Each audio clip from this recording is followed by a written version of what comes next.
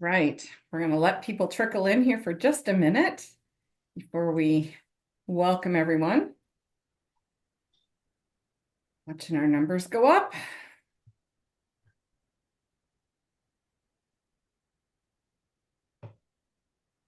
So we have a large group joining us today, or at least a large group registered. Over 60 people are registered for our webinar today. So welcome everyone. For those who don't know me, my name is Claire Bondi. I'm the Director of Lay Ecclesial Ministry and Ongoing Formation for the Diocese of London.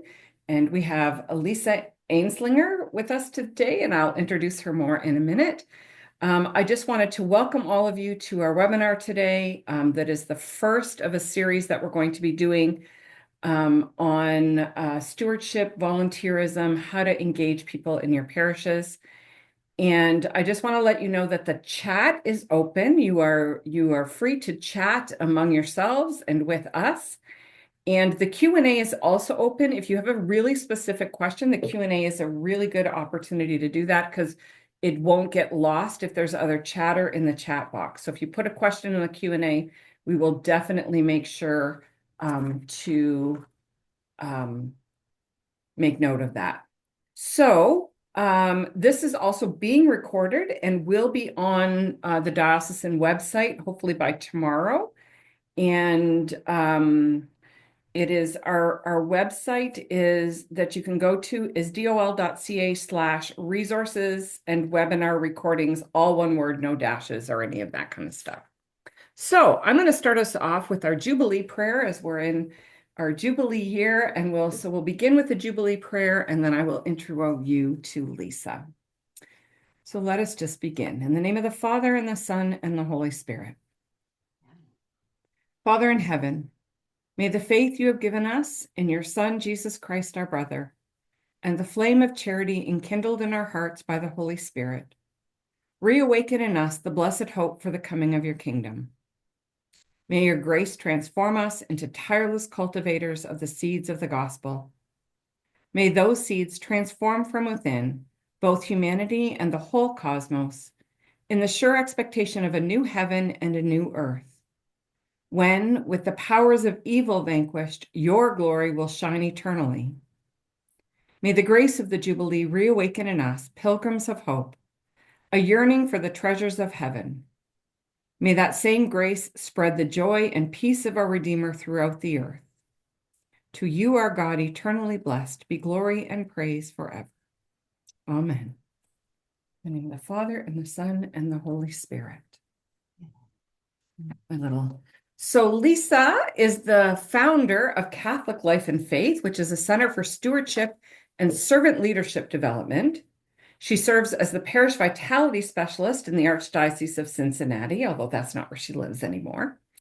And in that capacity, she's been one of the core team members for Beacons of Light, an extensive process of pastoral planning that has stewardship as a way of life as a guiding principle.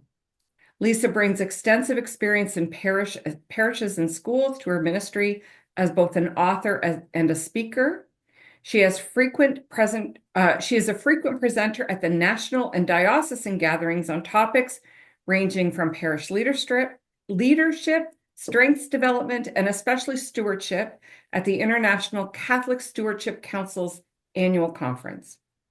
Her publications include Grateful Disciples, Your Parish Stewardship Guide, Grateful Living, which is a small group process for stewardship formation, Abundant Living, Abundant Giving, 8 Ways to Build Parish Community, and 30 Days on Stewardship. Leisa is also the recipient, the 2022 recipient of the Christian Stewardship Recognition.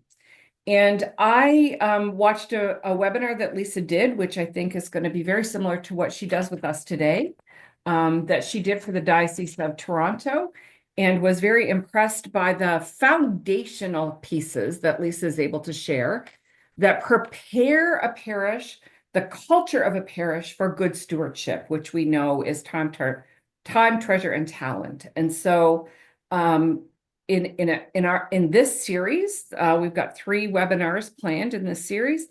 I think the foundational pieces that Leisa is going to give us will be a good base for us for our further conversations and for something that I hear often, which is it's a different sort of mentality and culture out there since COVID. So I'm going to turn you over to Leisa and let her take it from here. If you have questions along the way, for sure we'll leave time at the end, but I know Leisa will monitor the chat and questions throughout the presentation. So Leisa, they're all yours. Oh, I am just so grateful that we're here together today. It's really exciting to be with you. And I have to tell you, this is of all the things that I get to talk about, this is one of my most favorite. I'm really passionate about conversations around stewardship in parishes because I know the impact that this has made in my own parish and in my own life. And so that's, kind of what brings me here. By way of just a little bit of background, in the mid 1990s, I was actually a counselor at a Catholic high school in Cincinnati, Ohio. And one of the things that I did as sort of my extracurricular, if you want to think of it that way, was that I directed the music for the liturgies that we had at the high school. And our priest chaplain was suddenly reassigned to a parish that was right down the street from the school. And he walked into an absolute mess. He walked into a parish where the people didn't get along, where the parishioners had accrued a dramatic debt of over $600,000. They had no plan to retire the debt. They had actually broken ground on a building that they didn't have the money to complete. And Father Jan was still a relatively newly ordained priest at that time. And he had business background, but in fact, he actually helped to open Canada's Wonderland theme park. That's a story for a different moment, but nonetheless, he had business background, but he had never led a parish.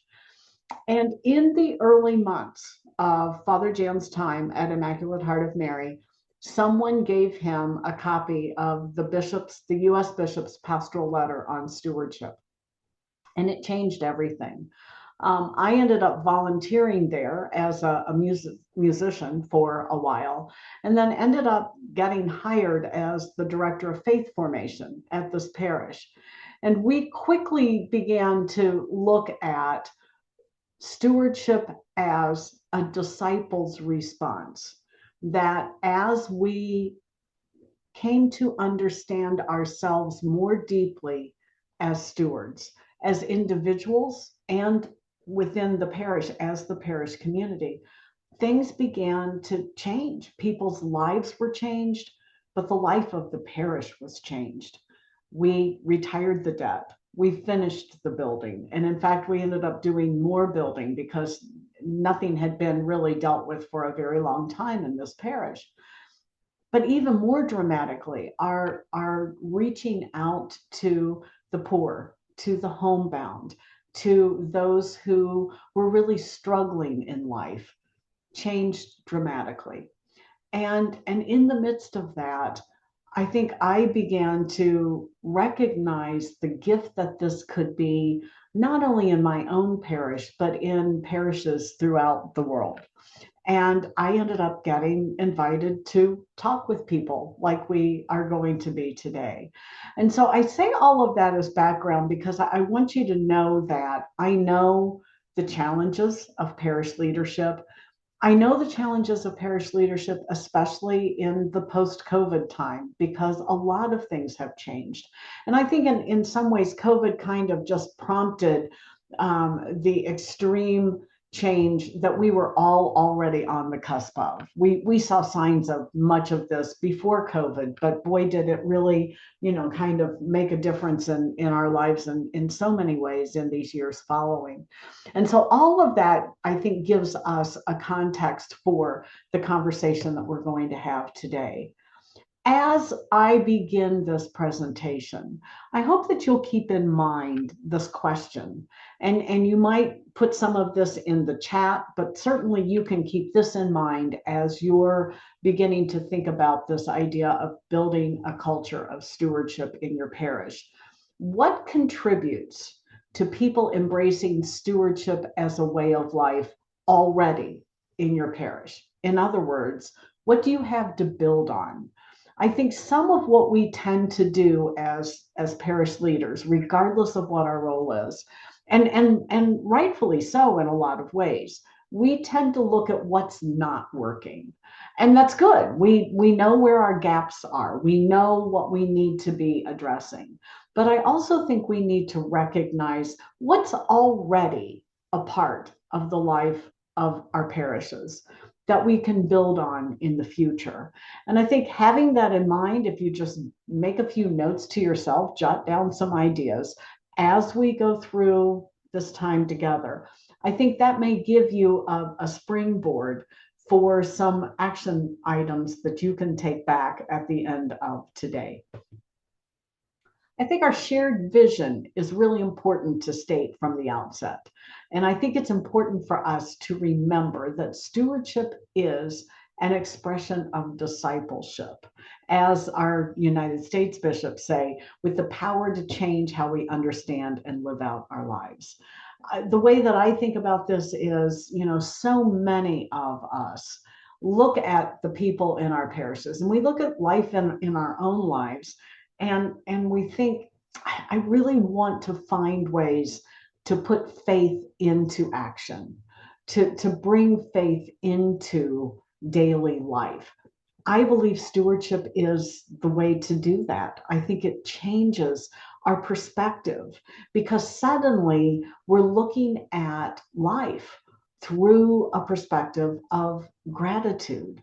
We're recognizing that God is the giver of all good gifts and that everything, life, faith, relationships, our talents, our time, and our financial resources are gifts from God. And they're entrusted to us, that we're called to steward them well. We're called to nurture them, to yield with increase. And I think one of the things that stewardship has helped me to live in my own life is we recognize that giving back is a way of saying thank you for those many gifts.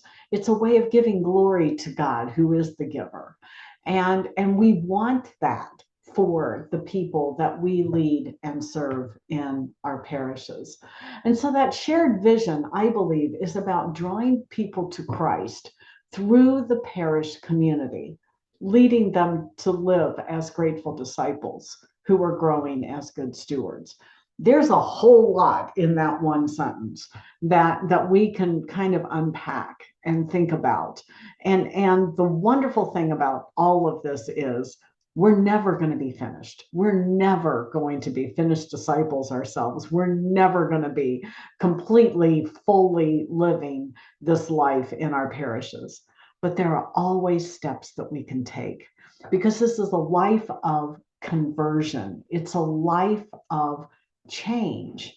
And change is often hard, but change is also a continual opportunity to experience the life of Christ differently, more fully, more joyfully, more, as the Jubilee year calls us to, more hopefully. And if there was anything that I think our world needs right now, it's that sense of hope. And so I think that it's really good for us to think about this and look at, how do we take, what steps do we take, and how do we take those steps in the coming months and years? Excuse me. There are some common elements that parishes tend to take as we progress through the ways in which we can bring stewardship to life in our parishes. The first of those, I think, is always hospitality. I think one of the greatest gifts that the stewardship movement has given to the church of the world is a deepening sense of hospitality.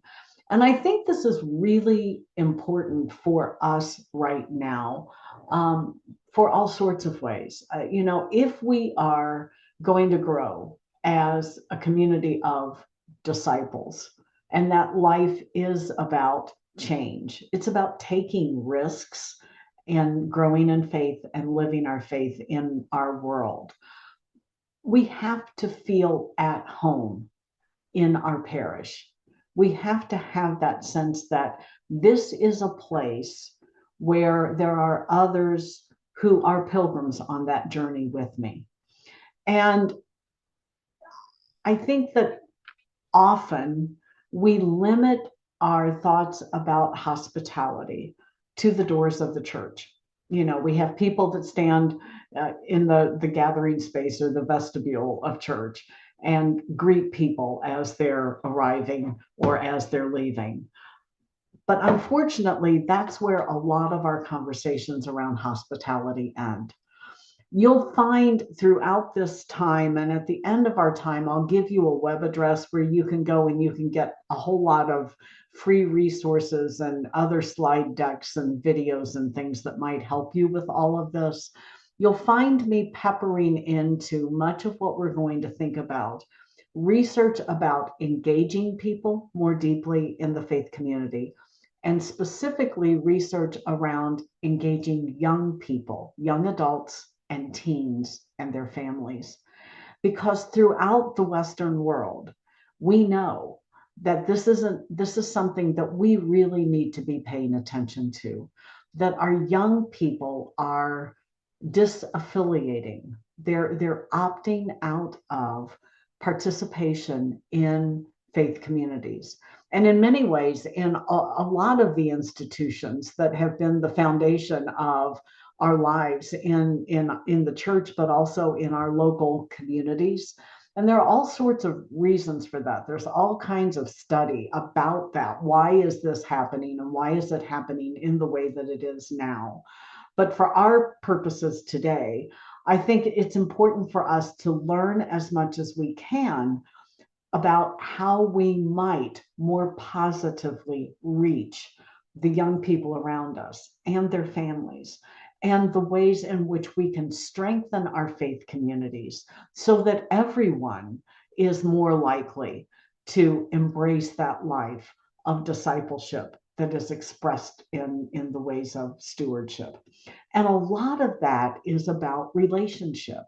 It's about looking at and tending to the culture in our parishes in such a way that when people come to us for the first time or for the 17 millionth time, that they're going to feel that this is a place that genuinely lives Christ's life in every way that we can. And as I started really looking at what we could learn about culture and how we build effective culture in our parishes, and there's a lot that's been written about this subject, especially in the last 10 years or so, about building culture in organizations. One of the many things that I found myself reflecting on from my own experience of life in parishes and my own interactions with pastors and parish leaders is how often small actions take away from what we're trying to do, that they actually contradict the things that we say at the celebration of the Eucharist and in other ways. Claire mentioned that I still work part-time with the Archdiocese of Cincinnati, but I no longer live there. My husband and I, 2 years ago, moved to a small town outside of Nashville, Tennessee, so that we could help his mother. His dad was dying, and it was time for us to be able to be on hand to support her more deeply. And this was for us, a major move at a time in life that was really difficult. And it's amazing how hard it can be sometimes to get connected in a parish, to actually have that sense of welcome, to build friendships that can matter. And I know that our experience isn't singular. I know that this is something that happens throughout the world. And I think that there are things that we can think about hospitality and how we, in the words of a study called Growing Young, about engaging young people and their families, how do we fuel a warm community? So that's something really important for us to think about. And we'll kind of keep that in the back of our minds throughout the rest of today, because this really is one of those key foundational pieces. Secondly, we need to think about how do we help people to truly belong within the community. Because, in the words of a study that was done by the Gallup organization now 20, 25 years ago, belonging leads to believing. That the more deeply we have a sense that this is a place where we belong or that we can belong, the more deeply we are likely to become involved, to give of our time, to give of our financial resources, the more likely we are to invite others to our parishes. And all of those things are things that we know we need. The Growing Young study helps us to recognize the role of empathy, especially for young people. This is not an easy time to be young, and it certainly is not an easy time to be a young person of faith. And so, how do we have empathy for the young people who are with us? In a lot of ways, they're swimming upstream. And so, how do we interact with them? And a lot of that's going to be one-on-one. And in fact, the Growing Young study suggests that we need to think about a 5-to-1 ratio, that every young person, and I would extend this to all of us, every one of us needs 5 people in our parish that we know we could go to at any moment to celebrate something wonderful, to express a question or doubt, or to deal with something that's really difficult. Who are our 5, and who are you part of a 5 for? And that's a really simple kind of tactical thing. But when you think about the relationships, the Gallup study actually says we need to have a best friend at our parish.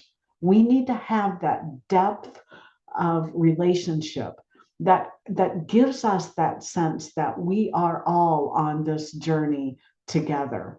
Len says having new faces in a parish community have a difficult time not only being welcome but trusted. Oh my gosh, yes. And it's that depth, right? It's not just, oh, in fact, I moved at one point in my life, and there was a colleague in a different city who had lived in the same place where I was moving. And I had that experience of just like, I just couldn't quite make connections. And he, in a conversation one time, said, I know exactly what you mean. It's like they're all warm and welcoming, but they just don't know what to do with you. And I think that happens sometimes, right? Those of us that are engaged in the parish, we know everybody. We know how the parish works. We know when the parish office is open. We know where that meeting room is. We know how to, get connected if we need something, right? But the newcomers don't know that. And sometimes those of us that are already plugged in, we can inadvertently send a message that we just don't know if we trust you.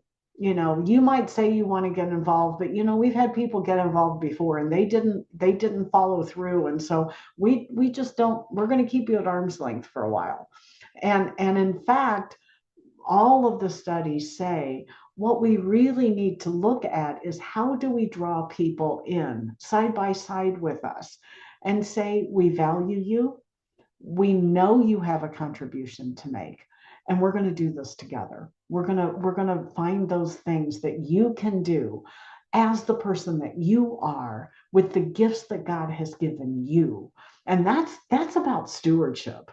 And then we need to get a little more comfortable witnessing. And, witness can come in all sorts of ways. It can be, an announcement at Mass where someone stands up and says, I want to share with you this retreat experience or this ministry experience, and I want to invite you. But it also can be, just the witness of somebody living their life and offering their gifts. It can be something that's put in the parish bulletin or put on the website. It can be a simple conversation with someone before or after Mass. We need to find those ways to say living a life of faith is actually a normal way of life, and it is a joyful way of life, as much as it is also a challenging way of life. I think for us as stewardship people, part of the challenge of sharing the stewardship message is it's a pretty simple message. We have a lot to be grateful for, and out of gratitude, we're called to give. We're called to give of our time. We're called to give of our talents and strengths. We're called to give of our material and financial resources. That's a pretty simple message. But we need to keep finding ways to say that. We need to keep finding the ways to communicate the incredible difference that this way of life can make for us so that other people begin to say, I want what they have. And that we need to do that in all sorts of ways. I'm going to show you a worksheet that Claire has that she's going to be able to share with you. That's my way of kind of thinking about this organizationally. How do we communicate this throughout the year and throughout the years? I think one of the many gifts of fostering stewardship in our parishes is that it is a process of discernment. We are constantly asking ourselves and our people and our parishes to discern, where is God calling us right now? And that's going to be different today than it was 3 months ago or 3 years ago. And it's different today than what it will be 6 months from now. And because of that, even though the message is similar, it's also always fresh. Those of us that are on this call right now, we're involved in our parishes in such a way that we're discerning for our parish. And a lot of that means we need to be listening. We need to be listening not only to what people say, but to what they don't say. We need to be listening to what is it that people are responding to? What are they asking for? And as a parish leader, I often found a lot of that discernment happens in the grocery store or outside of church on a sunny spring day or at my children's soccer field. It's not always in a formal listening session, although those are incredible. It's the everyday interaction with our people that we then take back into our meetings and say, I just have this sense that people are having a really hard time with time. There are so many things that are vying for their time. They're having a really hard time prioritizing, but they're also really having a hard time because they are responsible for a lot and they're commuting and they get home at the end of the day and they're worn out. And the last thing they can think about is coming back to the parish for something.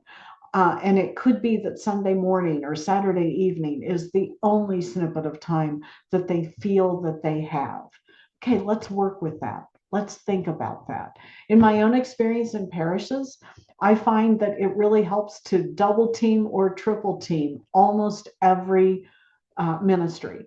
So if you've got a young moms group and you have one young mom that is really excited about this and she really wants, whether it's live or it's virtual, right?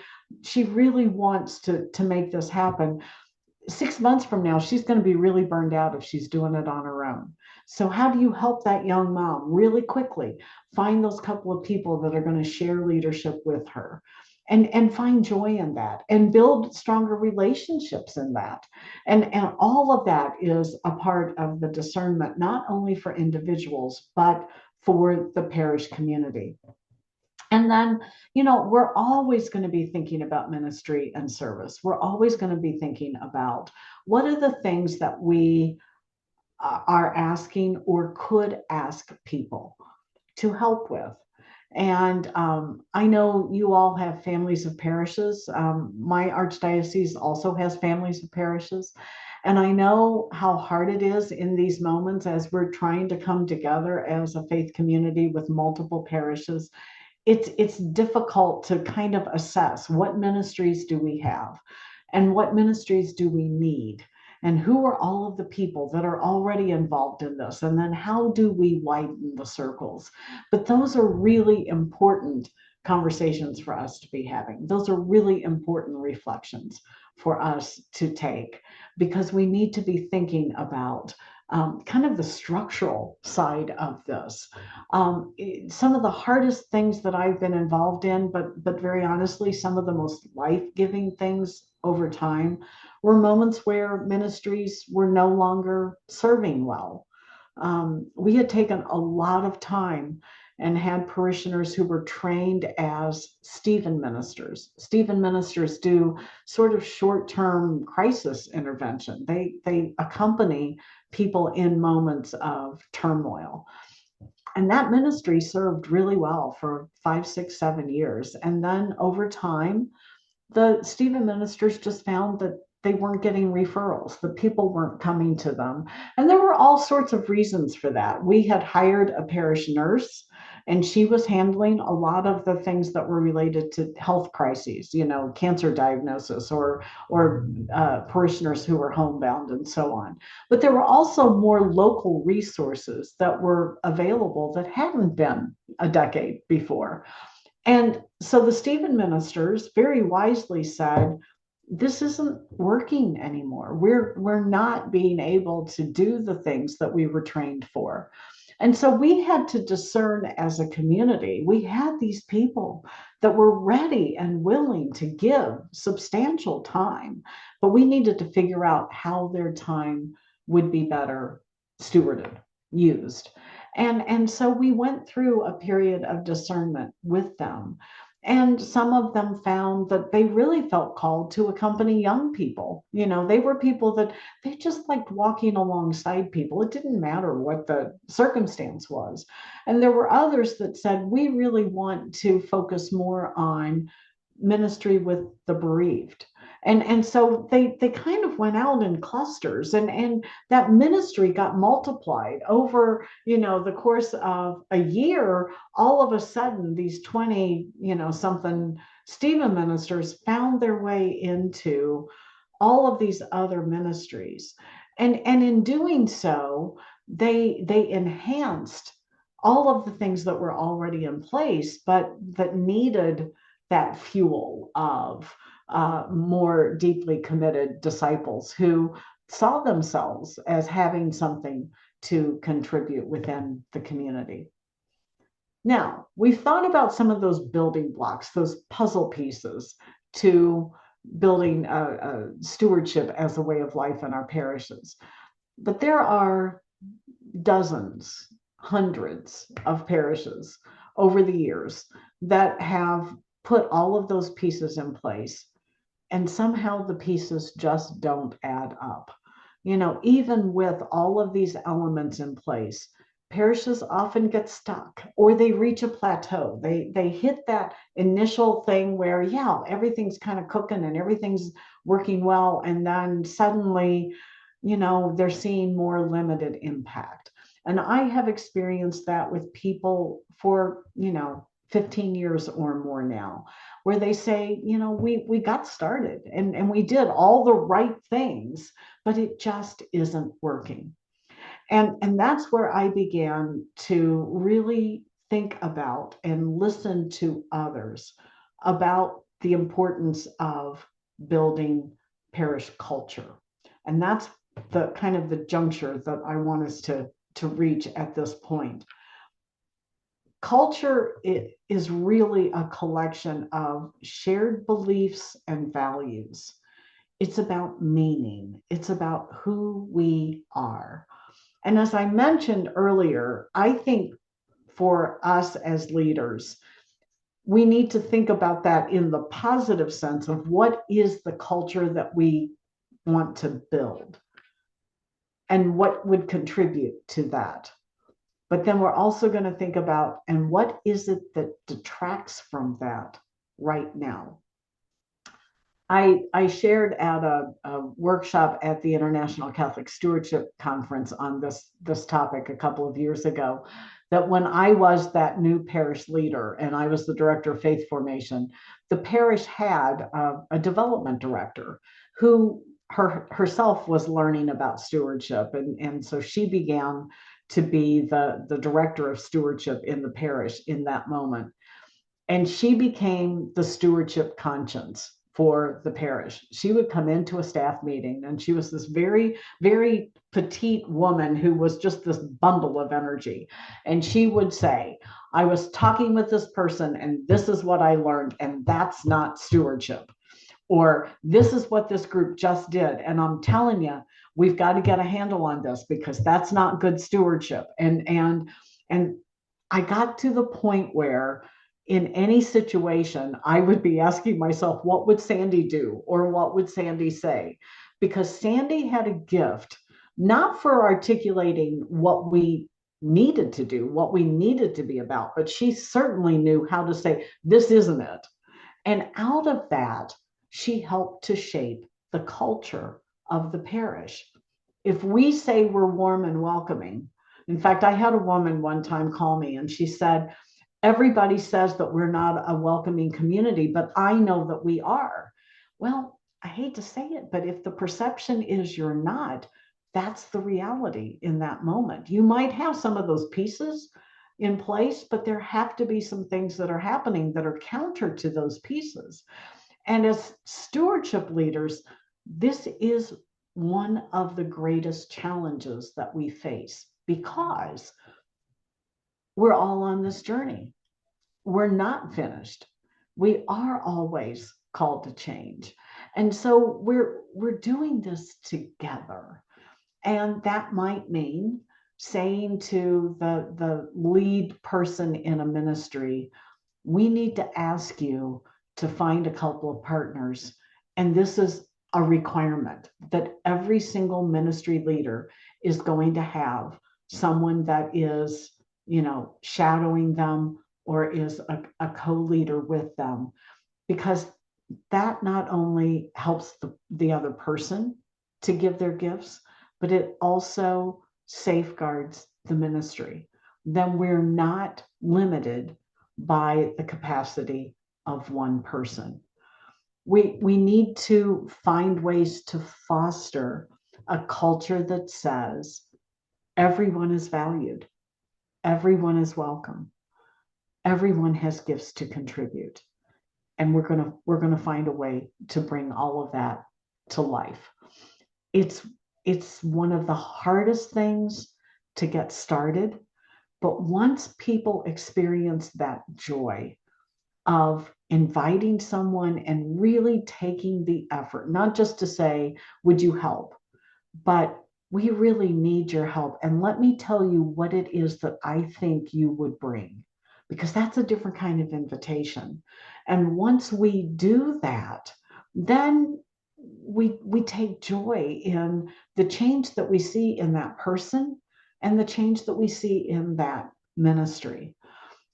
It could be that we've got a group of young parents and they say, we need these things for our children, but we just don't have the minutes that we feel like we can take. Okay, let's talk about that.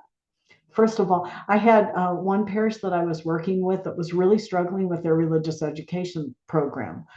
They just couldn't get families to commit. And so they decided that when they did registration for their religious ed program, that they would ask the parents to sit down with them for 5 minutes. That was all it was. And they called it 5 on 5. They had 5 questions that they wanted the parents to, you don't have to commit to more than 5 minutes. Now, some of these talks took longer than 5, but the expectation was only 5 minutes. And it was, is the session at a time of day that works for you? And if not, what would be better? What are the best things about the program and what are the most difficult things about the program? What do you wish that we would do or would think about that we haven't already? And then are there other ideas that you want to share? Easy. What they found was there were some families that said, yeah, it's okay. You know, Their expectations were pretty low. Yeah, it's okay. There were other parents that said, I've never had anyone ask. So let me share with you my ideas. And over the course of the next couple of years, they began to make slight adjustments to what they were doing and saw far greater participation. What would that look like if we said to the people that are the sacristans, we know you need help. How could we help you? Could we offer a time right after Mass where people that might be interested in getting involved could sit for 5 minutes and just tell us, what are the kinds of things that you might want to do? Or what are the things that you need? One of the things that we did in my parish, kind of midway through our stewardship journey, was we started asking our ministry coordinators, the people that were actually doing ministry in the parishes, to stop and think about what kind of help did they need or could they use if the people were there. Um, for example, we had lots of people that offered their service as readers at Mass, but most of those people tended to go to the 9:30 Sunday morning Mass. And so there were, people that only got to read once every 2 months or once every 3 months because we had this, vast number of people that wanted to read at that one Mass. We had 4 other Mass times. And so we were able to say to people, if you really feel called to read at Mass, we really need people at 5 o'clock on Saturday afternoon or at 8 o'clock on Sunday morning. And all of a sudden, things kind of evened themselves out. And it was a way of honoring the contribution that those people could make. But it was also then, it gave us this new, deeper bench of readers for Mass. But all of that was because we shared that value that everyone has something to contribute, that everyone is called to contribute. And we found ways to begin to do that at the youngest possible age. Um, there was a moment where we had a summer program for children. And I distinctly remember walking in one day and to a group of 4-year-olds. And God bless the woman and her companions that had committed to working with these 4-year-olds. And she said, "This is the room where each day we're going to talk about mission." Does anyone know what that word means? And this little girl raised her hand. You know how they do? They're like standing up before they even get called on. And she says, "Well, that's just doing what Jesus does." And I thought, oh my gosh, this 4-year-old child already is starting to learn what mission is about and the impact on this child and her parents and everyone that is connected to this. What a gift that is. What if people are so immersed in grieving the past that there's no, oh my gosh, yes. How do we encourage and shape parish culture in those moments? This is exactly what we're living in Cincinnati right now, and I know you are too. It is really hard. I think the first thing we do is we acknowledge that we're all grieving in some ways. Our priests are. Life is so different for them now than it was when they were ordained, if they were ordained 10 years ago or 20 years ago or 30 years ago. And it's different for us too. And we need to acknowledge that. I think we also need, and I can't remember, but I think we'll get to this in the slide. We need to start articulating what is our vision for the future. Because if people can begin to say to themselves, I don't particularly like this, I don't particularly understand why all this change is necessary, but if I feel like I could be part of something that's better for the future, for myself or for my family, we'll work through those stages of grief. And then we really, all of us who are here, we really have to double down on hospitality and on building those relationships. We need to find ways, as my pastor would often say, we need to play together as well as pray together. we find those little ways to mix and mingle socially. And whether it's, we celebrate the patron saint of all of the parishes that are part of our family, and we invite everybody else to come for the saints thing. Or if we've got a lot of ethnic diversity, we do a night where everybody brings their favorite food from their home culture, whatever it is. We find those ways to start building that vision for the future. But Lynn, I think you just named one of the hardest things about what we're all dealing with, whether we're in families of parishes or not. The world has changed around us. And so we need to really look at where can we put our greatest energy that is going to help to shape the culture for the future. And that may mean that we let some things go to the wayside, at least for a little while, so that we really can focus and do the things that we can and do them very well. I think part of our culture establishment is the process of building culture is about really looking at why are we doing what we're doing. That's the first thing. We've got to know our why. And then we need to think about what is our vision? What are the principles that flow from that vision? If we say our vision is that everyone that encounters our parish community is going to feel welcome and is going to have the ability to truly belong. That's our vision. Then what are the principles that flow from that? One principle may be there are no lone rangers. Everybody's going to have a partner.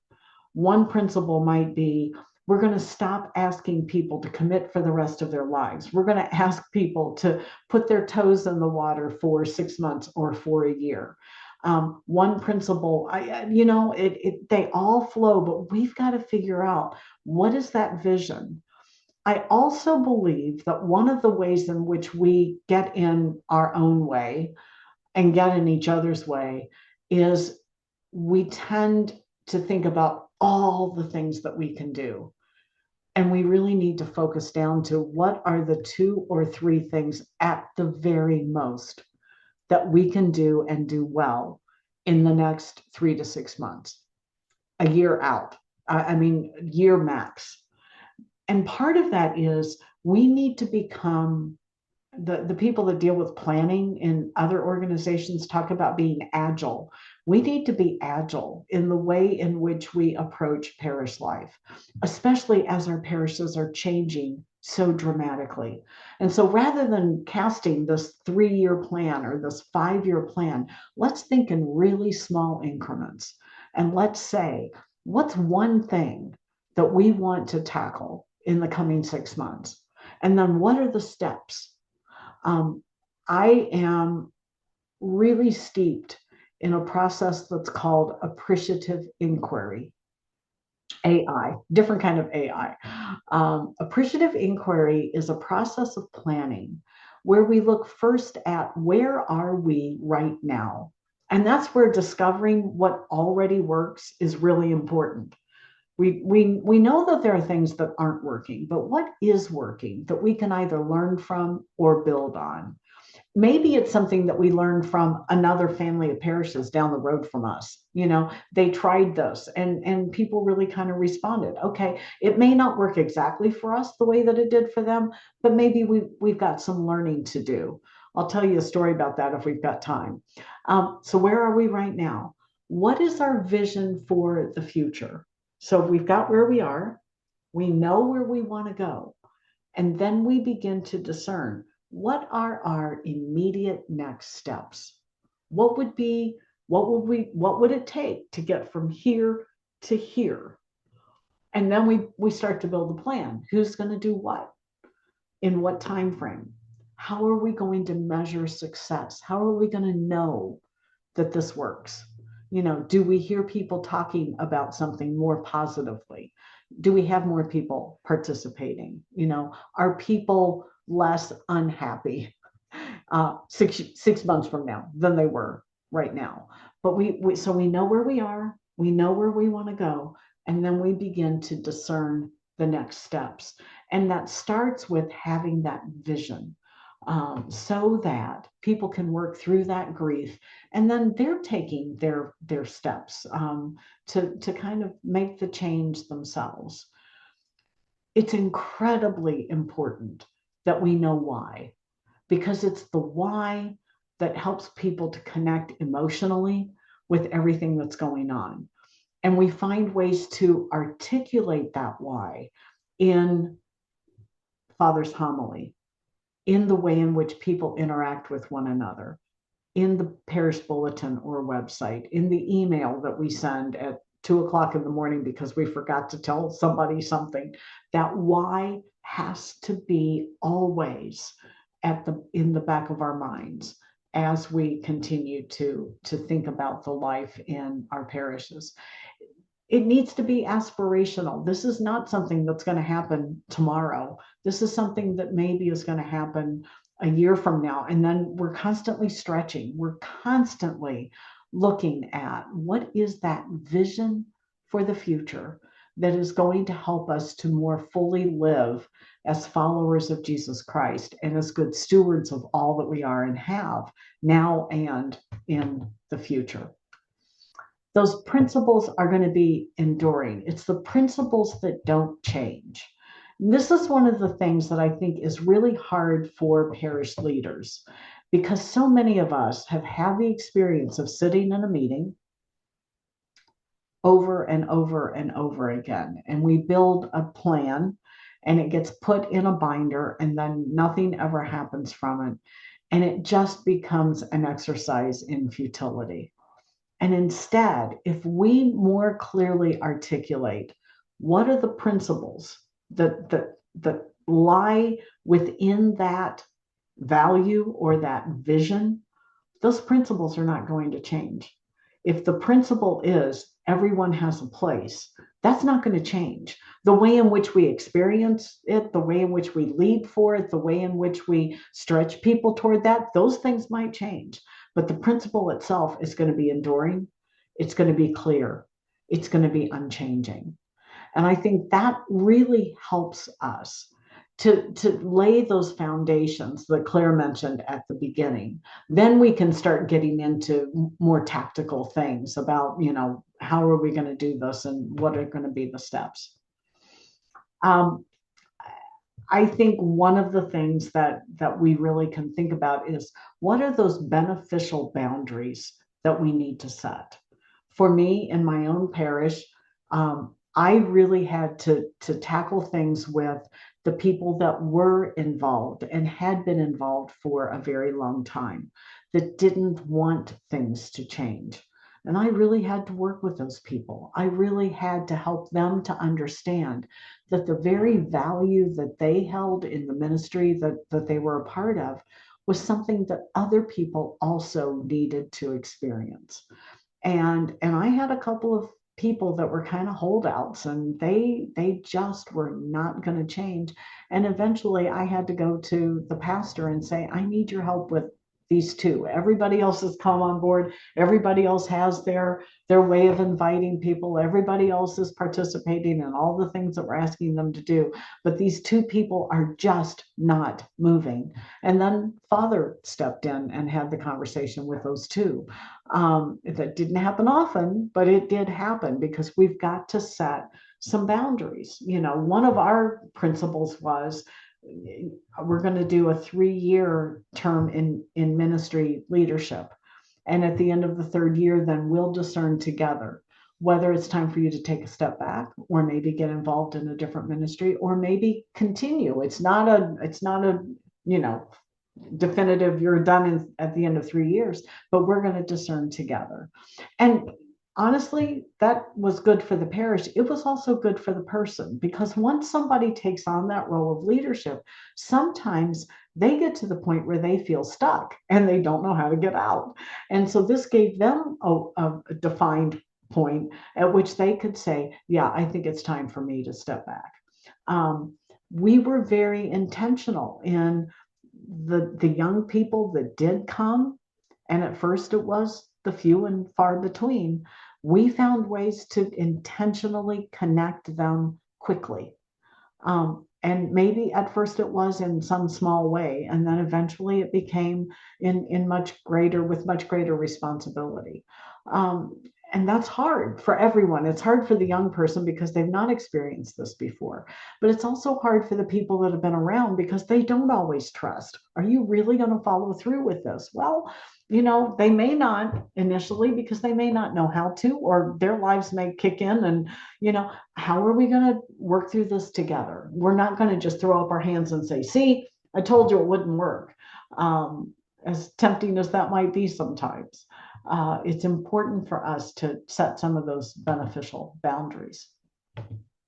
I'm going to show you, and I'm actually going to close this. I'm going to minimize that Q&A just so you can see this image.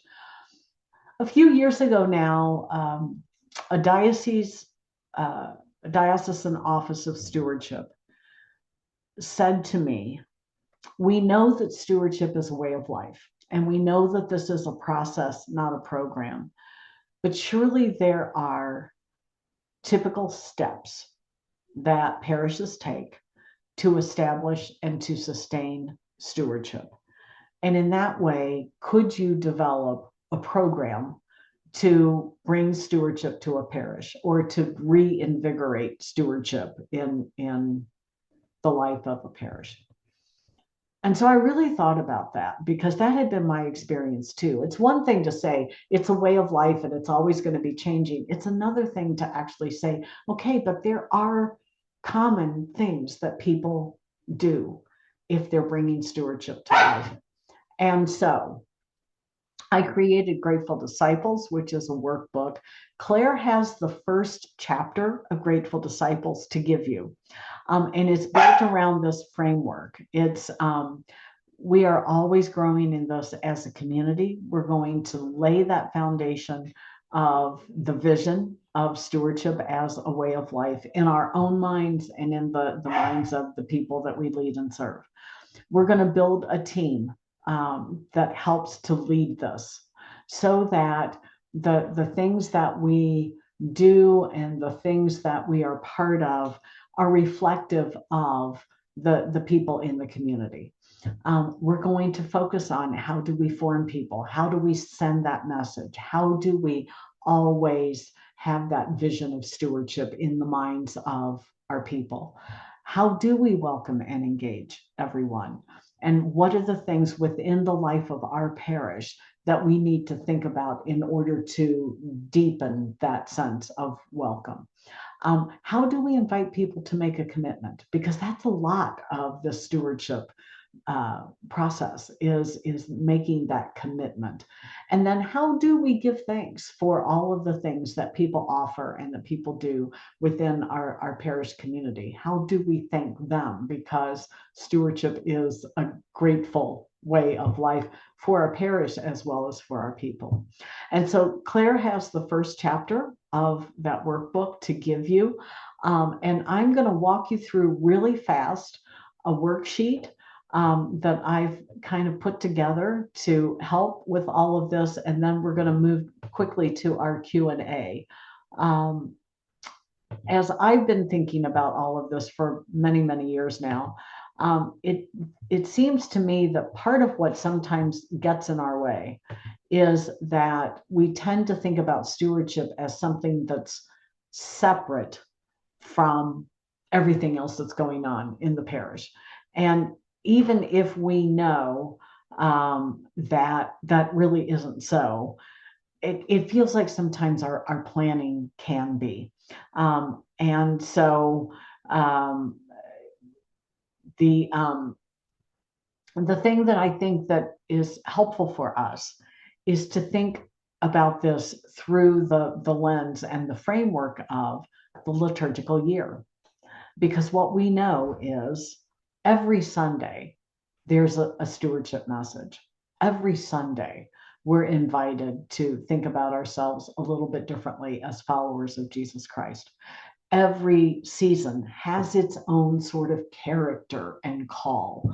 And then we begin to look at what are the things that we can do, or what are the things that we should say or communicate that lead us to reflect on our lives as stewards in a deeper way in each of those seasons. So we just made our way through Advent and Christmas. And during Advent and Christmas, we're thinking about the incarnation. We also know that we might have an influx of people who come on Christmas Eve that we're not going to see again until Easter, maybe, right? But yet people have Christmas trees. People may have nativity sets. People may be hearing Christmas carols on the radio or in the store as they're doing their shopping or whatever. What are the ways that we can connect the stewardship message at that time? If we know that we're going to have an influx of people on Christmas Eve at the first Mass because they want their children to go to Christmas Eve Mass, then we can think specifically about how are we going to welcome them at this very moment.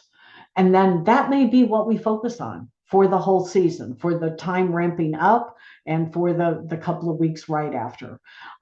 We can think about winter ordinary time. People are making New Year's resolutions. How do we help to connect the call to be good stewards with that where we are right now? And and if my New Year's resolution is to be a better person, okay, that's kind of ambiguous. But maybe my New Year's resolution might be, how am I going to give of the gifts that I've been given in a new way or a deeper way in the coming 3 months? And so we lay this out in a grid. We're not going to tackle all of these things in every season, but hopefully over the course of a year, we're going to have something that addresses most of those categories, and that becomes our plan. And then the next year, we've taken a new step, and we're constantly looking at how do we deepen that, and how do we invite our people to deepen their lives as good stewards. That was a whole lot in a short amount of time. I want to open this up to Q&A. And I know Claire has an odd situation in that they may be pulling a fire alarm for a test. And so she said if the alarm starts sounding, she's going to mute herself. But Claire, do you want to get us started with some Q&A time? Yeah, so I just have a so if you have questions, you can throw them in the Q&A and I will mute myself because the alarm is really loud. But if it goes off, I will shut myself down and you're on your own. Um, I just there were a couple of things actually that I just want to come back to because you talked about the 5-to-1 ratio for young people early on. As someone who most of my work in ministry has been with in youth ministry, and so that is a thing that keeps resonating in my head. And then you also mentioned the idea of integrating yourself into a parish, and we moved into a new parish about 10 years ago, almost 10 years ago, and I had the advantage, at least I knew the staff because I worked, they were peers in ministry. Yeah. But the reality is that if you have kids, it's a little bit easier because there are connection points. But as an adult, it's really a challenge Yes. to integrate yourself into a new parish. And I think some of the responsibility lies with us as the parishioners. So how do we do that? And I'm not sure we often think about that, about in we like to, I'm going to get the term wrong, and maybe Chrisander can throw it in the chat, but about that intentional welcoming. So not just, oh yeah, here there's a spot at if somebody comes over to your table at social and say, come sit down, but rather who's the person who's responsible? Who are the 5 people during the social who are literally going to go up and greet people at the door who look kind of lost and say, Right. oh, let me come and introduce you to so and so. So, Yes. Yes. um, uh, the other piece that you talked about was saying when you're engaging someone and when you're inviting someone to ask them or to tell them what it is you see in them that you think they're going to bring to the role. Like the Yeah. idea of not just like we need a warm body and you're breathing, could you help us? Yeah. But rather, I've watched you when people come into the church and you have such a gift for like welcoming people that sit around you. could you welcome people at the door for us? Like that is something we really need. And So, it's such a different kind of invitation. yes, And what I learned in the research around talents and, and helping people to discover their talents and then to use those talents is if we can make that connection in the invitation, we have a 90% chance of actually inviting that person in an effective way right. because it's going to be easier for them to say, yeah, I could, it's something that they enjoy doing. It's something that they get life from. Yeah, I had a woman that I had seen her at every evening prayer that we ever offered in the parish. She always lingered after. She always offered her help. I happened to know that she was a teacher, but that was all I knew of her. I right, really had never talked to her. I ended up saying to her, would you want to just come to our RCIA gatherings and just sit at table with people? And she at first freaked out. She was like, why would you think that I could do that? I can't imagine doing that. And I said, I don't want you to think that I'm pushing you. I just think you have something to offer. It's obvious that you're a person of deep prayer. And I want to give that to our RCIA folks. She came back the next week and she said to me, you know that I'm a single mom, don't you? Well, first of all, no, I didn't. But secondly, I didn't know where she was going with this. And I said, well, no, I didn't know that. And if you've got things going on at home, I am really sorry. I totally understand. She goes, well, it turned out she had grown up she was now in her 30s, but she had a baby when she was a teenager. She had grown up with the idea that she could not be involved in ministry because she was a single mom. And so that invitation, she it was, and she told me many years later, she said it was like I couldn't walk away from the invitation because you had explained why you wanted to invite me. But right. what a difference that makes. Yeah, Yeah, that active hospitality is huge. yeah. And so I want to go back and I'm going to put this in the chat just so that you have this. Growing Young is the study Mm, about right. engaging young people and their families. And that's where I got that idea of the 5-to-1 thing. Yeah, Because I was trained as a counselor, I would say a lot of what they describe in Growing Young is really applies to all of us. It's just that some of that is more heightened in our young years. 10 more minutes. Um, and so they talk about young people especially need to know, who am I? The three questions that they're asking themselves is, who am I, where do I fit, Yeah, and uh, how do I do something, how do I right. find meaning, right? Yeah, And so now those questions apply to all of us, but they're especially heightened in our younger years. yeah, um, that's all about stewardship, you know? And so how do we think about that more differently? yeah. I want to go back to something else you said, Lisa, because you talked about are we welcoming, and you gave an example of parish. I had this in the parish that I worked at a number of years ago, where we were at a parish council meeting, and somebody at the parish council meeting made the comment that we're a really welcoming parish, and someone else who was on parish council, who was relatively new to parish council, said, "Oh, I don't think so." And he Yeah, said, "I was in this parish for 5 years before someone spoke to me." yeah, And the only reason that someone spoke to him is because his wife started accompanying him, who was not Catholic at the time.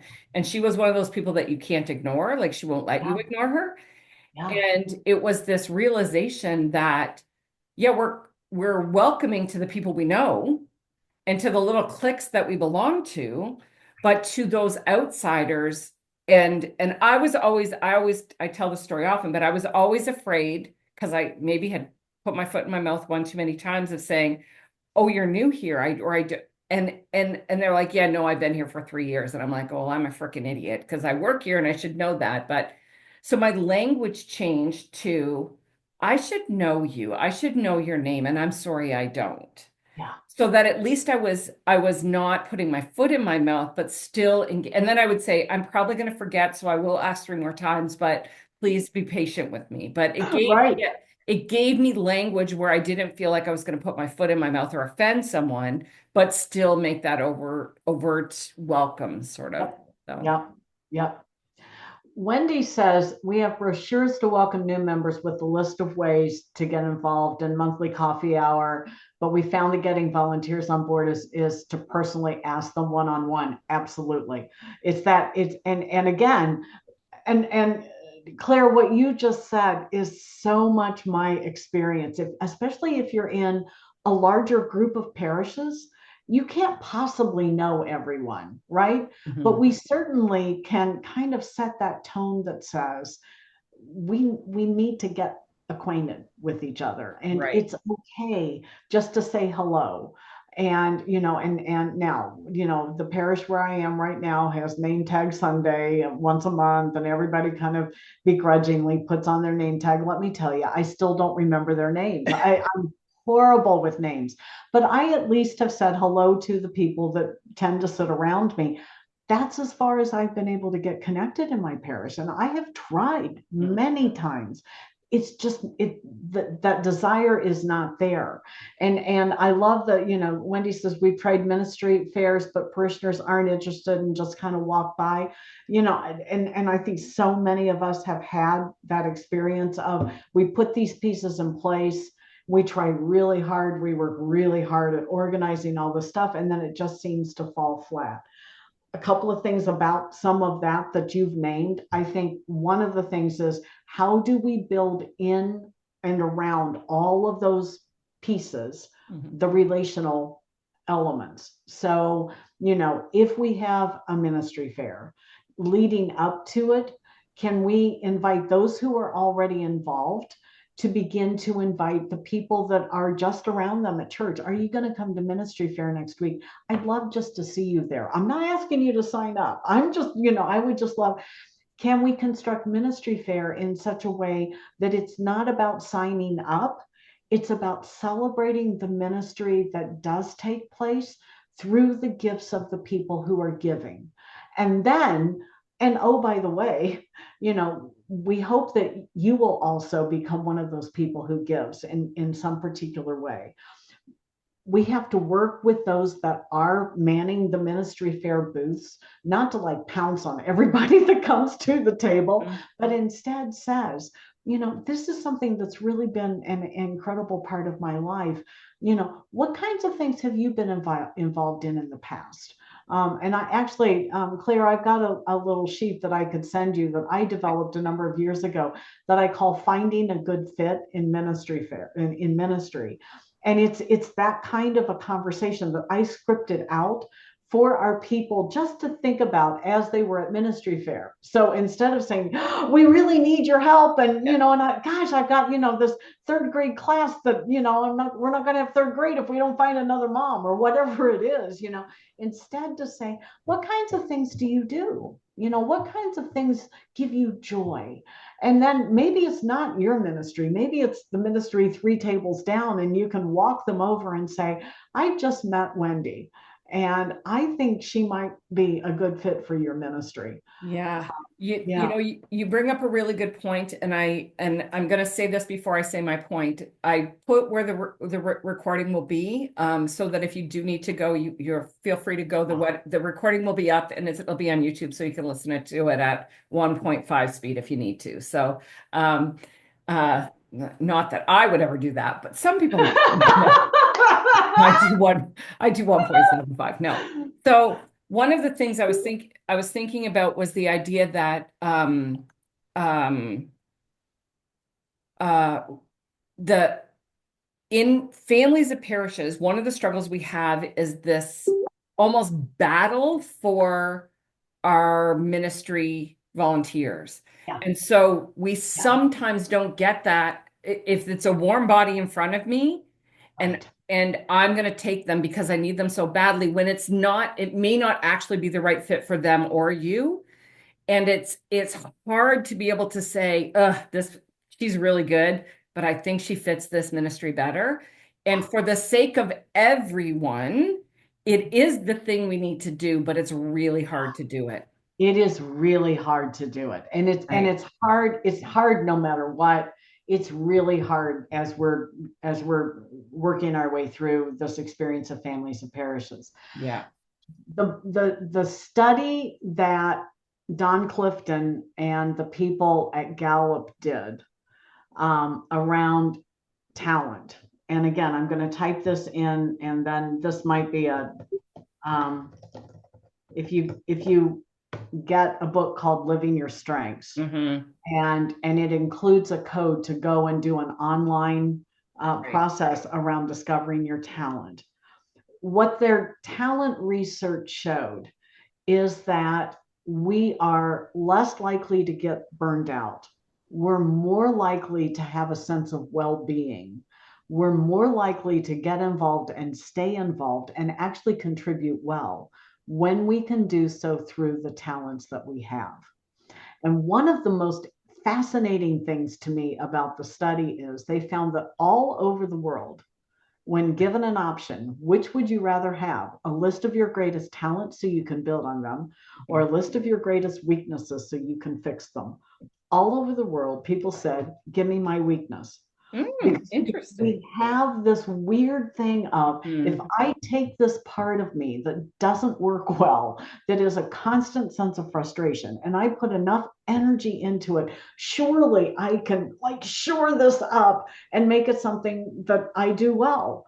Well, that's not the reality. Yeah. The reality is we're at our best when we do what we do best. Yeah. And it takes all of us working together to make this work. And once we start living that within the culture of the parish, things really do start to change pretty dramatically.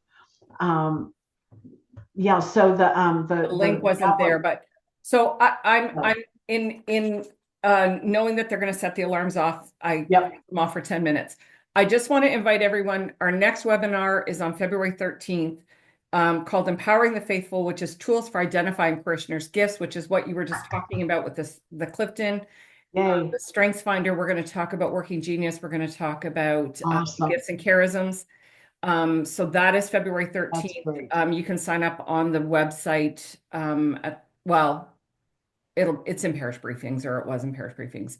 Yeah, And all of the links, or all of the things that Leisa spoke about here and that Cassandra put in, I'm going to put in the chat, to the where you can find the recording. So all of this material will be there, and I promise you it will be up by tomorrow, barring some great catastrophe. But I hope to have it up by tomorrow, and you can share it with anyone. So I put the link in there. It's dol.ca/resources and webinar recordings. And our next gathering is February 13th. So that's Leisa, awesome. obviously you and I could sit here and talk about this all day long.